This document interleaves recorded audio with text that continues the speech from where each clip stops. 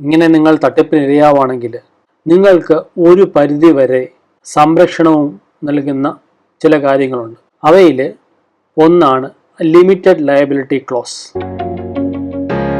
നിങ്ങൾ ഇന്ത്യയിലെ ഒരു ബാങ്കിങ് സർവീസ് ഉപഭോക്താവാണ് എന്നുണ്ടെങ്കിൽ ഈ പറയുന്ന കാര്യം ശ്രദ്ധിച്ചു കേൾക്കുന്നത് നന്നായിരിക്കും. നമ്മുടെ നാട്ടിലെ ഡിജിറ്റൽ പേയ്മെന്റ്സുകൾ വർദ്ധിച്ചു വരികയാണ്. ഒപ്പം തന്നെ തട്ടിപ്പുകൾ.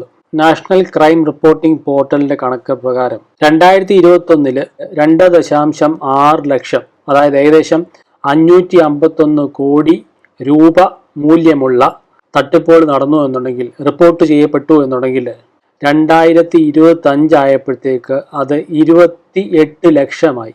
മൂല്യമോ രൂപ കണക്കിൽ 28,941 കോടി രൂപ. ഡിജിറ്റൽ പേയ്മെന്റ്സ് ചെയ്യുന്ന വഴി ഒരുപാട് സൗകര്യങ്ങളുണ്ട്, മെച്ചങ്ങളാണ് വളരെയേറെ. എങ്കിൽ തന്നെയും ഇങ്ങനത്തെ തട്ടിപ്പുകൾ കാരണം ഒരുപാട് ധനനഷ്ടവും മറ്റ് ബുദ്ധിമുട്ടുകളും ഉപഭോക്താവിന് ഉണ്ടാവുന്നുണ്ട്. ഒരു പരിധിവരെ ഉപഭോക്താവ് ജാഗരൂകരായിട്ടിരുന്നു കഴിഞ്ഞാൽ ഒഴിവാക്കാവുന്നതേ ഉള്ളൂ.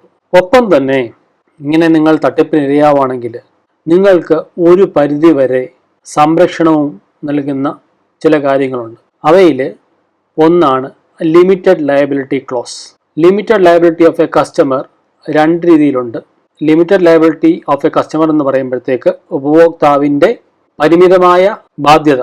ഉപഭോക്താവ് ചില സന്ദർഭങ്ങളിൽ ഇങ്ങനെ തട്ടിപ്പിനെ കുറിച്ച് ബാങ്കിനെ അറിയിക്കുന്ന പക്ഷം ഉപഭോക്താവിന് പരിമിതമായ ബാധ്യത പോലും ഇല്ലാതെ വരുന്നുണ്ട്. അതിനെക്കുറിച്ച് ഈ വീഡിയോയിൽ പറയാം. ഒന്നാമത്തെ സന്ദർഭം എന്തെന്ന് വെച്ച് കഴിഞ്ഞാൽ, ഉപഭോക്താവിൻ്റെ തെറ്റുകൊണ്ടല്ലാതെ ബാങ്കിൻ്റെ അനാസ്ഥ മൂലമോ അശ്രദ്ധ മൂലമോ വീഴ്ച മൂലമോ അല്ലെങ്കിൽ ബാങ്കിൻ്റെ പോരായ്മ കൊണ്ടോ അതും അല്ലെങ്കിൽ ബാങ്കിൻ്റെ ഭാഗത്തു നിന്നു തന്നെയുള്ള എന്തെങ്കിലും പ്രവൃത്തി മൂലമോ അതുകൊണ്ടാണ് ഈ തട്ടിപ്പ് ഉണ്ടാവുന്നത് എന്നുണ്ടെങ്കിൽ റിപ്പോർട്ട് ചെയ്താലും ചെയ്തില്ലേലും ഉപഭോക്താവിന് യാതൊരുവിധ ബാധ്യതയും ഉണ്ടായിരിക്കുന്നതല്ല എന്ന് പറയുന്നു. രണ്ടാമത്തേത് ബാങ്കിൻ്റെയോ ഉപഭോക്താവിൻ്റെയോ തെറ്റുകൊണ്ടല്ലാതെ മൂന്നാം കക്ഷിയുടെ തെറ്റുകൊണ്ടോ അല്ലെങ്കിൽ സിസ്റ്റത്തിന്റെ എന്തെങ്കിലും പോരായ്മ കൊണ്ടോ വീഴ്ച കൊണ്ടോ എന്തെങ്കിലും ഒരു തട്ടിപ്പ് ഉണ്ടാവുകയാണ് എന്നുണ്ടെങ്കിൽ അത് ബാങ്ക് ഉപഭോക്താവിനെ അറിയിക്കുമ്പോൾ ആ അറിയിപ്പ് കിട്ടി 3 പ്രവൃത്തി ദിവസങ്ങൾക്കുള്ളിൽ ബാങ്കിനെ അറിയിക്കുന്ന പക്ഷം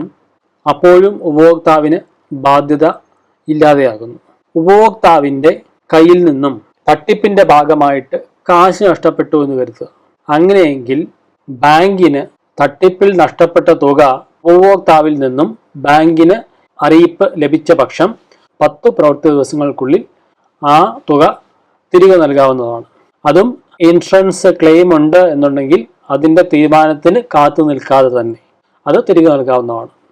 ഇനി ലിമിറ്റഡ് ലയബിലിറ്റി ക്ലോസ് പ്രകാരം പരിമിതമായ ബാധ്യതയെക്കുറിച്ച് അടുത്തൊരു വീഡിയോയിൽ പറയാം. ഈ ചാനൽ ഒന്ന് സബ്സ്ക്രൈബ് ചെയ്ത് നോട്ടിഫിക്കേഷൻ ബട്ടൺ അമർത്തി വെക്കുന്നത് ഉപകാരപ്രദമായിരിക്കും. വീഡിയോ ഇഷ്ടപ്പെട്ടെങ്കിൽ ലൈക്ക് ചെയ്യാനും മറക്കരുത്. നന്ദി, നമസ്കാരം.